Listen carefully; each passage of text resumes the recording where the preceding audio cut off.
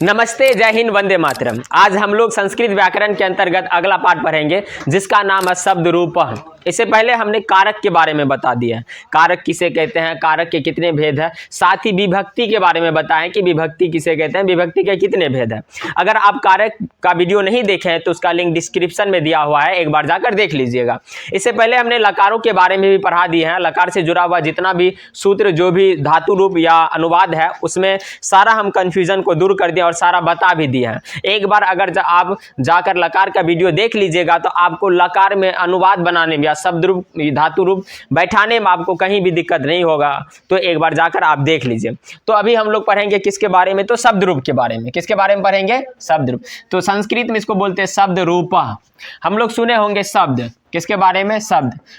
दो अक्षरों के मिलने से, दो या दो से अधिक अक्षरों के मिलने से जो सार्थक समूह का निर्माण होता है उसे हम क्या बोलते हैं? तो शब्द बोलते हैं। सार्थक यानी शब्द कैसा होना चाहिए? सार्थक होना चाहिए। तो यहाँ एक नया वर्ड आ गया, शब्द रूपः। क्या? तो शब्द रूप। तो सबसे पहले देखते हैं कि ये शब्द रूप यानी शब्द रूप है क्या। ठीक, तो संज्ञा या सर्वनाम। संज्ञा पता है संज्ञा किसे कहते हैं, सर्वनाम भी पता है कि जो संज्ञा के बदले में आता है उसे क्या कहते हैं? सर्वनाम। संज्ञा, सर्वनाम आदि शब्दों को पद बनाने हेतु, आदि शब्दों को पद बनाने हेतु इनमें प्रथमा, द्वितीया आदि विभक्तियां, टोटल कितना विभक्तियां हैं? 7। टोटल कितना विभक्तियां हैं? 7। तो प्रथमा, द्वितीया, तृतीया, चतुर्थी, पंचमी ऐसे करके 7वीं विभक्तियां लगाई जाती है। इन शब्द रूपों का प्रयोग पुल्लिंग, स्त्रीलिंग और नपुंसक लिंग तथा एक वचन, द्विवचन और बहुवचन में भिन्न भिन्न रूपों में होता है। इन्हें शब्द रूप कहा जाता है। भिन्न भिन्न रूपों में होता है, इन्हें क्या कहा जाता है? शब्द रूप। जैसे कि आप बालक का शब्द रूप देखे होंगे। बालक का होता है एक वचन में बालकः, बालको, बालकः, बालको, बालकः, बालका। तो बालकः, बालको, बालकाः। ठीक ना। तो ये आपका क्या? तो शब्द रूप है। किसका शब्द रूप है? एक वचन, क्या कहते हैं? बालक का शब्द रूप है। किसका शब्द रूप? अच्छा, ये विभक्ति कौन है? तो प्रथमा विभक्ति है। कौन सा विभक्ति है? प्रथमा। इसी प्रकार टोटल हम सप्तमी विभक्ति तक जाएंगे। कहां तक जाएंगे? सप्तमी विभक्ति। तो हम यहां पढ़ने वाले हैं आकारांत पुल्लिंग के बारे में, तद या तद्रूप। एक होता है तद, तत् या तद।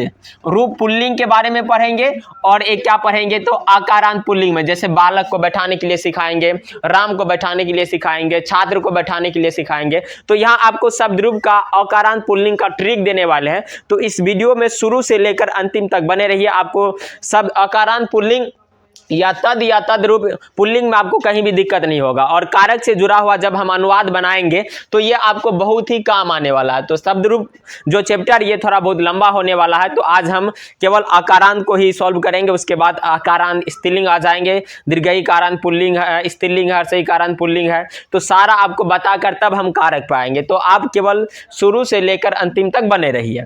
तो चलिए आगे हम लोग देखते हैं क्या, तो तत् या तद्रूप। तत् या तद रूप, ये किसका कौन सा रूप होगा? तो पुल्लिंग। क्या होगा? तो पुल्लिंग। तत् या तद रूप क्या? तो पुल्लिंग। शब्द रूप में सबसे पहले हम लोग पढ़ेंगे तत् या तद। ये है तत् और ये क्या है? तो तद। या तो हम तद बोल सकते हैं या नहीं तो क्या बोल सकते हैं? तद। और कौन सा रूप पढ़ने वाले हैं? पुल्लिंग। पहले ना हम इसको हम पहले बता दें, शब्द रूप को एक वचन, द्विवचन, बहुवचन विभक्तियों में बांटते हैं। तो सबसे पहले हम विभक्ति लिख देते हैं। विभक्ति क्या होता है? तो प्रथमा विभक्ति, द्वितीया विभक्ति, शॉर्टकट में हम लिखते हैं तृतीया विभक्ति, तृतीया विभक्ति, चतुर्थी विभक्ति, पंचमी विभक्ति, षष्ठी विभक्ति और क्या हो जाएगा? तो सप्तमी विभक्ति। तो प्रथमा, द्वितीया, तृतीया हो गया। यहां हो जाएगा आपका एक वचन। कितना वचन? एक वचन, द्विवचन, द्विवचन और हो जाएगा यहाँ पे आपका बहुवचन। बीच में बहुत ज्यादा गैप हो गया है। क्यों हुआ? क्योंकि हम जो भी लिखेंगे ना उस संस्कृत का हिंदी भी करते चलेंगे। ठीक ना, बाद में कर देंगे। तो सबसे पहले तत् या तद्रूप पुल्लिंग का जो भी एक वचन है, प्रथमा विभक्ति, एक वचन, द्विवचन, बहुवचन, ये हम जब लकार पढ़ा रहे थे उस समय हम आपको बता दिए थे। जैसे कि आपको बताए थे एक सह, तो, स, तो, ते, ये वाला रूप हम पहले पढ़ा दिए हैं। जब लकार पढ़ा रहे थे तो वहां बता रहे थे सह तो ते, सह का क्या होता है वह, तो का वे दोनों, ते का वे लोग या वे सब। ये किसके लिए था तो पुल्लिंग के लिए था वहां पे। और यहाँ ये तद या तद रूप पुल्लिंग का पहला खानदान है। यानी स तो ते का ना सारे खानदान से भी क्या कराएंगे परिचय कराएंगे। तो सह तो ते, अगला हो जाएगा तम तो तान, तम तो तान, तेन ताभ्याम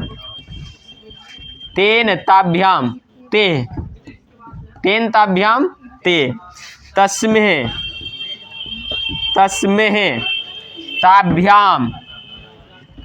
ताभ्याम तेभ्यः, तस्में ताभ्याम तेभ्यः, तस्मात्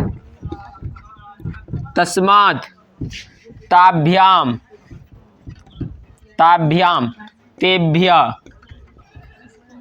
तेभ्यः, तस्य, क्या होगा यहाँ पे तो तस्य, तयोः तेषाम तस्मिन् तयोः हो जाएगा यहाँ पे लास्ट में क्या तो तेसु, क्या होगा तेसु। तो आपका हो गया क्या तत् या तद्रूप पुल्लिंग का कैसे बन गया, तो कैसे बना स तो ते, तम तो तान,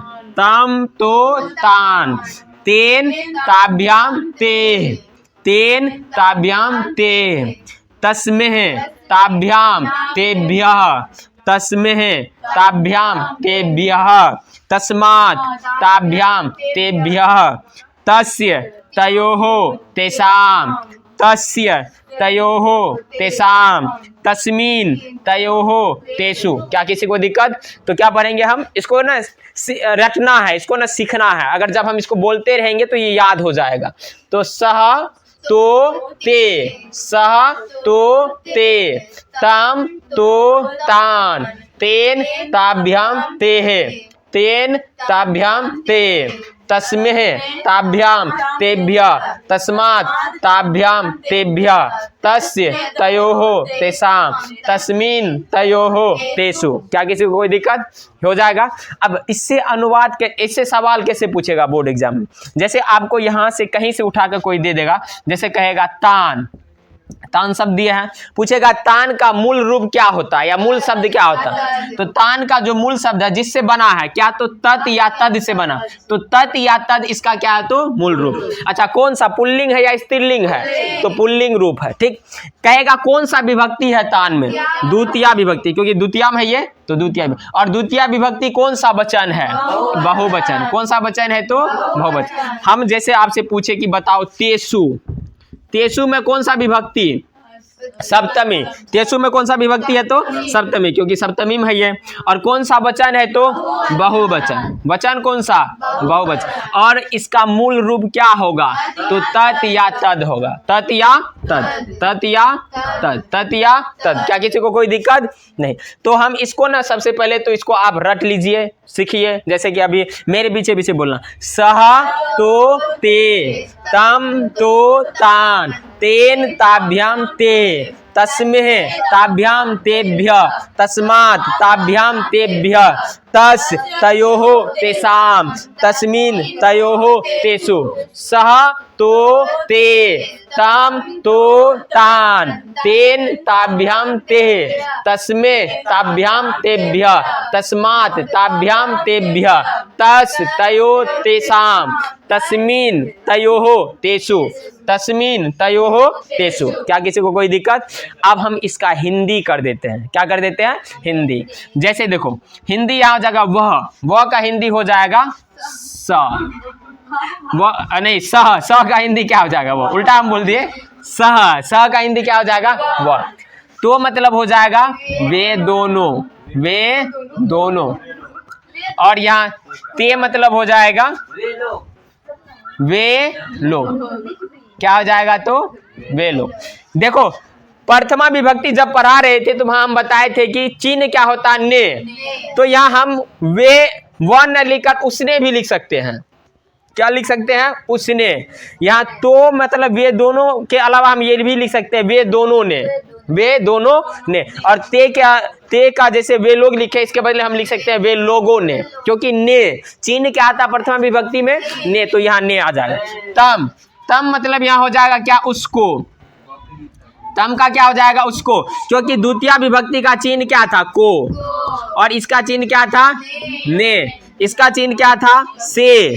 क्या था? से। तो यहाँ तम को, द्वितीय विभक्ति में क्या था चिन्ह? को, तो तम उसको, यहाँ हो जाएगा उन दोनों को, उन दोनों को, और यहाँ हो जाएगा उन लोगों को, उन लोगों को, उन लोगों को। यहाँ कर्म कारक से है। को मतलब क्या? कर्म कारक की संप्रदान कारक, कर्म कारक, ठीक ना। तेन, तेन मतलब क्या होता है? तो उससे। यहाँ से मतलब क्या? साधन से, ठीक ना। जब हम कल कारक पढ़ा रहे थे, इससे पहले हमने कारक के बारे में बता दिए, तो एक बार जाकर प्रीवियस वीडियो देख लीजिएगा, ठीक ना। तो यहाँ हो जाएगा तेन मतलब उससे। ताभ्याम मतलब क्या हो जाएगा? उन दोनों से। ताभ्याम मतलब क्या हो जाएगा? उन दोनों से। और तेह मतलब हो जाएगा उन लोगों से। तेह मतलब उन लोगों से, उन लोगों से। तस्में, तस्में मतलब होता है उसके लिए, उसके लिए, क्योंकि चिन्ह था को या के लिए, को या के लिए। यहाँ को का मतलब देने का बात होगा, क्योंकि चतुर्थी विभक्ति किसके साथ लगता था? संप्रदान कारक, जबकि द्वितीय विभक्ति जो ये को था ये कर्म कारक। तो यहाँ तस्मे मतलब हो जाएगा उसके लिए, यानी उसके लिए का संस्कृत क्या होगा? तस्मे। तभ्याम मतलब हो जाएगा उन दोनों के लिए। तभ्याम मतलब क्या हो जाएगा? उन दोनों के लिए। देखो यहाँ भी तभ्याम है, यहाँ भी क्या है? तभ्याम, लेकिन यहाँ तभ्याम कौन का? तृतीया विभक्ति में, और यहाँ कहाँ है? तो चतुर्थी विभक्ति में। चतुर्थी विभक्ति में तभ्याम मतलब क्या हो जाएगा? तो उन दोनों के लिए। और तेभ्य मतलब हो जाएगा उन लोगों के लिए, उन लोगों, उन लोगों के लिए, उन लोगों के लिए। अगला क्या है? तो तस्मात। तस्मात मतलब होता है उससे।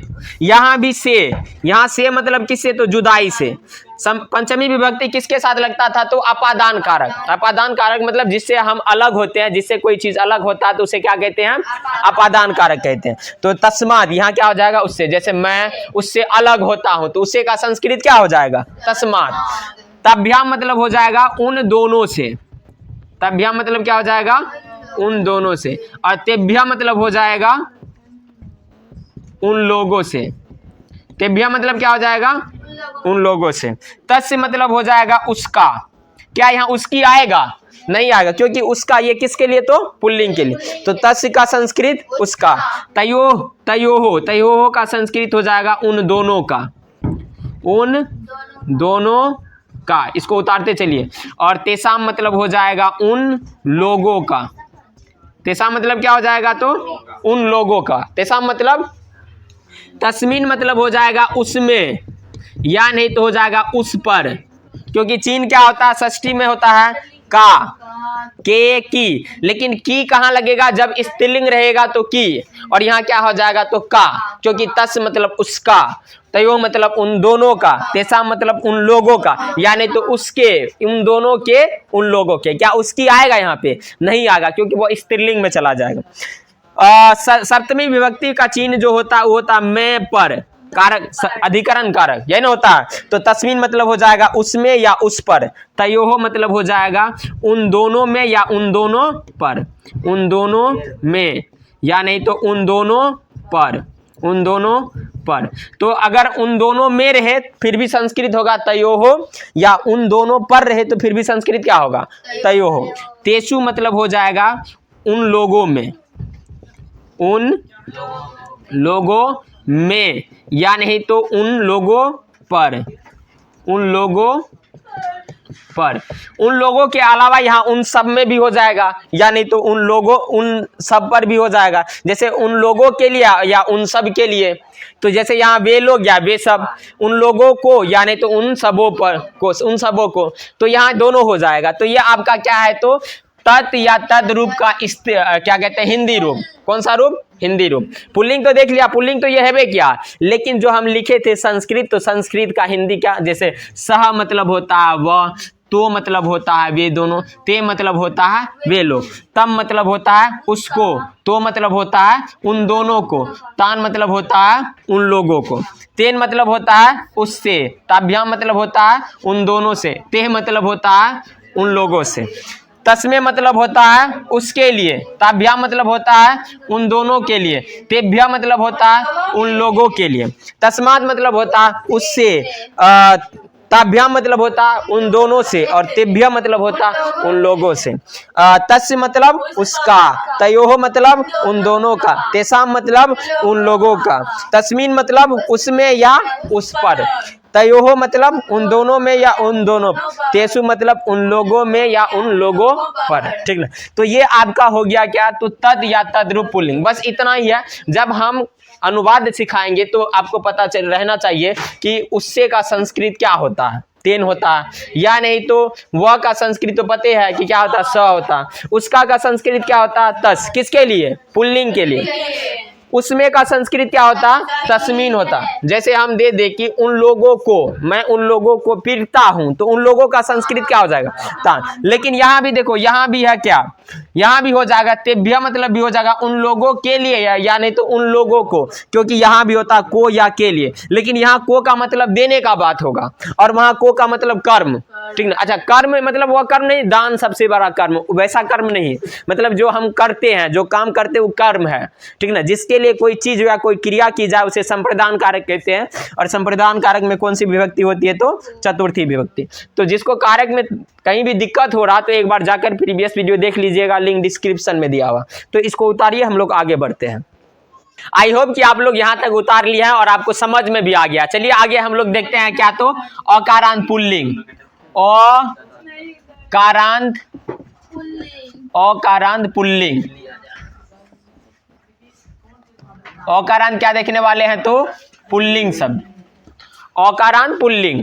तो इसको भी हम कितने विभक्ति में बांटेंगे, तो 7 विभक्ति में, प्रथमा विभक्ति, द्वितीय विभक्ति, ये आपका ट्रिक है, तृतीया विभक्ति, चतुर्थी विभक्ति, पंचमी विभक्ति, षष्ठी विभक्ति, सप्तमी विभक्ति। ठीक, जैसे कि आप लोग बालक का रूप सुनेंगे, बालक का शब्द रूप, बालक का शब्द रूप, या नहीं तो राम का शब्द रूप, या नहीं तो लक्ष्मण का शब्द रूप, या नहीं तो क्या कहते हैं, छात्र का शब्द रूप। इन सब के लिए हम एक ट्रिक लेकर आए हैं जो कि आपको दे रहे हैं, बस इस ट्रिक को याद कर लीजिए। आपका सब रूप जितना भी है, पुल्लिंग रूप, बालक हो, राम हो, लक्ष्मण हो, छात्र हो, कुछ भी है, गज होता, अश्व होता, जो भी रूप आपको हम देंगे वो आराम से आप बैठा लीजिएगा, या जो भी आपको कहीं पे दिखाई देगा तो उसको आराम से बैठा लीजिएगा, कहीं पे कोई भी मतलब नहीं। तो यहां हो जाएगा क्या, आकारांत पुल्लिंग। तो इसको हम कितने भाग में बांटते हैं, 3 भाग में, एक वचन, द्विवचन, और यहाँ पे क्या हो जाएगा, तो बहुवचन, एक वचन, द्विवचन और क्या, तो बहुवचन। तो प्रथमा विभक्ति में होता है अह, ओ, आहा, अह, ओ, आहा, आम, ओ, आन, अम, ओ, आन, एन, आभ्याम, एन, आभ्याम, ये भव है, भयो संजो, आभ्याम, एह, अह, ओ, आहा, आम, ओ, आन, एन, आभ्याम, एह, एन, आभ्याम, एह, आय, आभ्याम, एभ्य, आय, आभ्याम, एभ्य, आत, आत, आभ्याम, एभ्य, अस्य, अस्य, अयोः, अस्य, अयोः, आनाम, अस्य, अयोः, आनाम, ए, अयोः, एषु, ए, अयोः, एषु। तो हो गया क्या आपका, अह, ओ, आहा, अह, ओ, आहा, आम, ओ, आन, आम, ओ, आन, एन, आभ्याम, एह, एन, आभ्याम, एह, आय, आभ्याम, एभ्य, आय, आभ्याम, एभ्य, आत, आभ्याम, एभ्य, अस्य अयोहो आनाम, अस्य अयोहो आनाम, ए अयोहो एसु, ए अयोहो एसु। क्या दिक्कत? ए अयोहो एसु। क्या आपको लगता है कि जो अभी तत् या तद रूप पढ़ाए हैं उसी का यहाँ बदला हुआ रूप है, उसी से जुड़ा हुआ है? जैसे वहां था सह तो ते, तो यहाँ अह ओ आ, वहां था तम तो तान, यहाँ अम ओ आन, वहां था तेन ताभ्याम ते, यहाँ एन आभ्याम ए, मतलब उसी से जुड़ा हुआ। जो तद या तद रूप पढ़ाए उससे ये क्या है तो जुड़ा हुआ है। तो ये आपका औकारांत पुल्लिंग रूप हो गया। औकारांत क्या हो जाएगा तो पुल्लिंग रूप। तो ये आपका ट्रिक है। अगर ये ट्रिक आपको याद हो जाता है, क्या याद हो जाता है? ट्रिक। तो आप किसी भी शब्द को ना बैठा सकते हैं इस पे। तो जैसे बालक हो गया, राम हो गया, लक्ष्मण हो गया, छात्र हो गया, जैसे देव हो जाएगा, शिव हो जाएगा, ये सब को आप आसानी से बैठा पाइएगा। जैसे कि अभी हम आपको बताएंगे, पहले हम इसको याद कर लेते हैं। तो यहाँ क्या है तो अह ओ आहा, अह ओ आहा, आम ओ आन, आम ओ आन, एन आभ्याम एह, एन आभ्याम एह, आय आभ्याम एभ्य, आय आभ्याम एभ्य, आत आभ्याम एभ्य, अस अयोहो आनाम, ए अयोहो एसु। नहीं रे पंडित जी बन गया ना, बना देंगे सबको तो अभी। ठीक, तो यहाँ जाएगा अह ओ आहा, आम ओ आन, एन आभ्याम एह, आय आभ्याम एभ्य, आय आभ्याम एभ्य, आत आभ्याम एभ्य, अस अयोहो आनाम, ए अयोहो एसु, ए अयोहो एसु। इसको ना किसी कोने में बैठ जाइए, केबाड़ को लगा लीजिए, उसके बाद मेरे पीछे पीछे बोलिए, तब जाकर आपको क्या होगा, लगना चाहिए कि हाँ मेरे घर में कोई पंडित जी मंत्र पढ़ रहे हैं। ऐसे इसको बोलना है, ठीक है ना। और अपने आपके मम्मी पापा को ये फील होना चाहिए कि मेरे घर से भी पंडित जी निकलेंगे। शादी ब्याह का टेंशन नहीं रहेगा, आप खुद ही मंत्र पढ़ दीजिएगा। ठीक, तो यहां तक किसी को कोई दिक्कत? आई होप कि आप लोग को ये समझ में आ गया। अब हम इसको क्या करते हैं, बैठाते हैं। सबसे पहले हम किस पे बैठाएंगे तो बालक पे बैठाते हैं। यहीं पे बीच में क्या करते हैं, बैठा देते हैं, ठीक ना। तो जैसे यहाँ है अ, तो एक वचन में बालक पे बैठाएंगे तो हो जाएगा बालकः। क्या हो जाएगा? बालकः। ओ, तो यहाँ हो जाएगा बालको। किस पे बैठा रहे हैं? बालक पे। किस पे बैठा रहे हैं तो बालक पे। तो यहाँ हो गया बालकः, बालको, यहाँ जाएगा बालकः। क्या हो जाएगा? बालकः। यहाँ जाएगा बालकम। क्या हो जाएगा? बालकम। बालको, बालको, बालकान, बालकान। तो हो गया आपका बालकः, बालको, बालकः था। अह तो हो गया बालकः, ओ बालको, आहा बालकः। ये तो हम पहले बता दिए हैं। आम है तो हो जाएगा क्या? बालकम। ओ है तो बालको। आन है तो बालकान। अगला क्या? एन हो जाएगा बालकेन। क्या हो जाएगा? बालकेन। आभ्याम हो जाएगा क्या? बालकाभ्याम। यहाँ पे हम लिख देते हैं नीचे में बालकाभ्याम। क्या हो जाएगा तो बालकाभ्याम।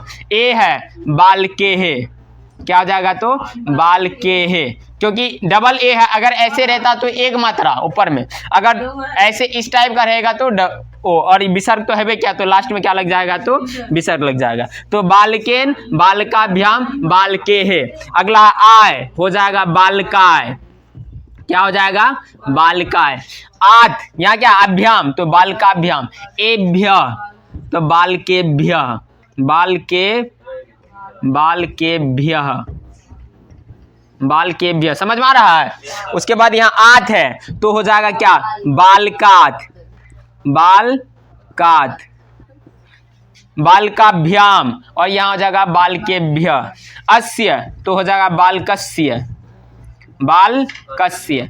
बालकयोः, यहाँ क्या हो जाएगा तो बालकयोः, बालकयोः। ये ह का जो लास्ट में जो उच्चारण आता है किसके वजह से आता है तो विसर्ग के वजह से आता है। आम, आनाम है तो बालका नाम, बालका नाम, बालका नाम। ए यहाँ हो जाएगा क्या? बालके। क्या हो जाएगा तो बालके। अयोः यहाँ हो जाएगा क्या? बालकयोः, बालकयोः। एसु तो हो जाएगा क्या? बालकेसु। क्या हो जाएगा तो बालकेसु। तो आपका ये क्या? बालक शब्द रूप, बालक का क्या तो शब्द रूप है।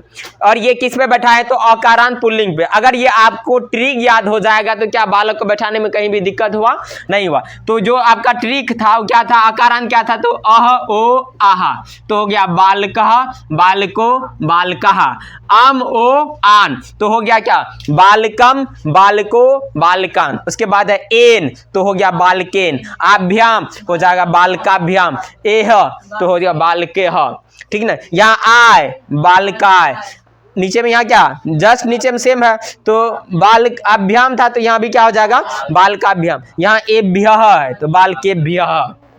उसके बाद आत बालकात, आभ्याम बालकाभ्याम, एभ्य तो हो जाएगा क्या बालकेभ्य, अस्य हो जाएगा बालकस्य, अयोहो बालकयोहो, आनाम बालकानाम, ए बालके है, अयो बालकयो, एसु बालकेशु, एसु मतलब बाल, एसु मतलब बालकेशु, समझ में आ गया। तो बैठ जाएगा, मतलब नहीं बैठाए तब। उसी प्रकार राम पे भी आराम से बैठा सकते हैं, ठीक ना। तो ये आपका क्या है तो बालक का शब्द रूप है। तो बालक का शब्द रूप एक आप अलग से उतार लीजिए, या नहीं तो ये इसको आप आसानी से अपने से बैठा सकते हैं अगर आपको ये याद हो गया या ये समझ में आ गया। तो ये दोनों को पहले इसको उतार लीजिए, आई होप कि इसको पहले आप उतार लिए होंगे, उसके बाद ये नीचे में इसको उतारना है। ऐसा नहीं कि आप भी बीच में घुसा दीजिएगा, हम स्पेस के वजह से घुसाए हैं, ठीक। तो हम पहले इसको मिटा देते हैं, उसके बाद हम राम पे बैठाएंगे, ठीक। मिटा दे, चलिए आगे हम लोग देखते हैं किस पे तो राम पे। राम का शब्द रूप बैठाते हैं, क्या राम, एक